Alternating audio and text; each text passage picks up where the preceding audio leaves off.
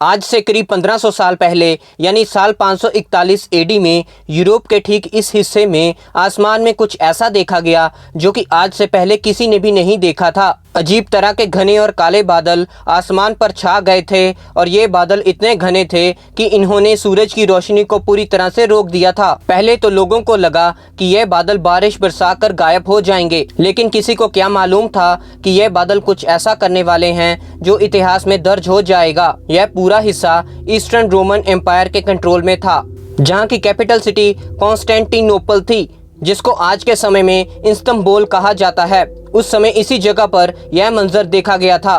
कुछ घंटे, फिर कुछ दिन और फिर कई हफ्ते यह अनोखे बादल इसी तरह मंडरा रहे थे और ना ही इस जगह को छोड़ रहे थे। अब बात यहाँ तक पहुँच गई थी कि पिछले कई हफ्तों में कॉन्स्टेंटिनोपल में सूरज की रोशनी ही नहीं पहुँची थी। उस समय यहाँ 10 लाख से ज़्यादा लोग रहते थे।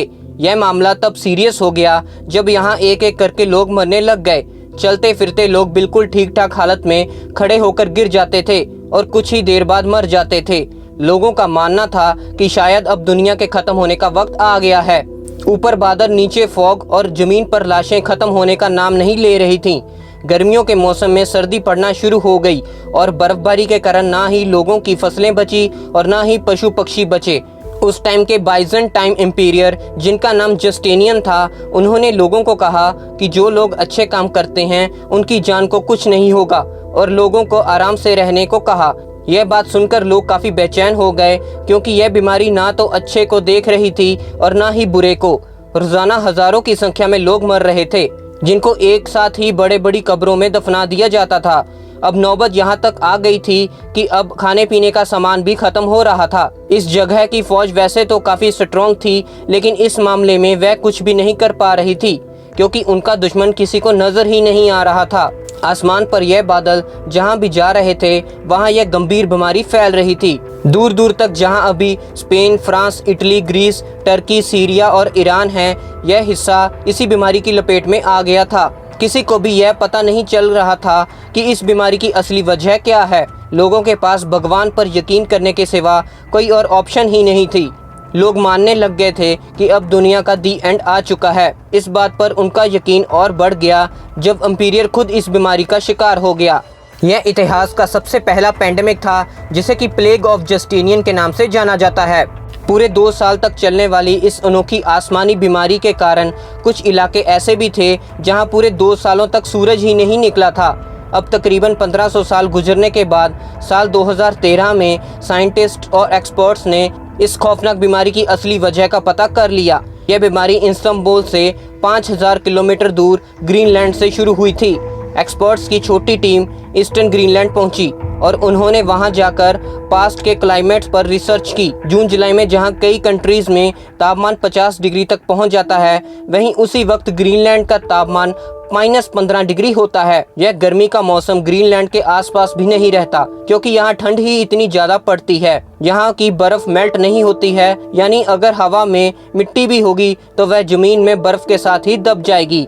एक्सपर्ट्स का मानना है कि इसी बर्फ से पिछले 1 लाख सालों का क्लाइमेट डेटा निकाला जा सकता है। एक साल की लेयर 5 सेंटीमीटर की होती है, यानी आज से 1500 साल पहले क्लाइमेट का डेटा निकालना हो तो इस जगह 75 मीटर अंदर के सैंपल निकालकर उसकी लैब टेस्टिंग करनी जरूरी है। एक्सपर्ट्स ने इसी जगह ड्रिलिंग का काम शुरू किया और पिछले 2000 सालों से पड़ने वाली बर्फ को निकाल लिया। इस सैंपल की लंबाई 100 मीटर से भी ज़्यादा थी। इस बर्फ पर इलेक्ट्रिकल कंडक्टिव टेस्ट परफॉर्म किया गया, जिससे पता चला कि ईयर 500 से 600 के बीच पड़ने वाली बर्फ में सल्फर की स्पाइक देखी गई। आपको बता दें कि सल्फर डाइऑक्साइड एक बहुत ही खतरनाक गैस होती है, जो कि न सिर्फ इंसानों के लिए बल्कि जानवरों, पक्षियों और पेड़ पौधों के लिए भी हानिकारक होती है। एक्सपर्ट्स का मानना है कि आसमान में इतने ज्यादा मात्रा में सल्फर सिर्फ एक चीज से पैदा हो सकती है, और वो है वोल्केनो। वोल्केनो से निकलने वाली वोल्केनो गैस हजारों मील दूर तक भी आसानी से फैल सकती है। आसमान में मौजूद सल्फर पानी के ड्रॉपलेट्स के साथ मिलकर सल्फ्यूरिक एसिड बन जाता है, जो कि इंसान के लिए खतरनाक साबित हो सकता है। सल्फ्यूरिक एसिड से बने बादल इतने घने होते हैं कि ये सूरज की रोशनी को भी पास नहीं होने देते।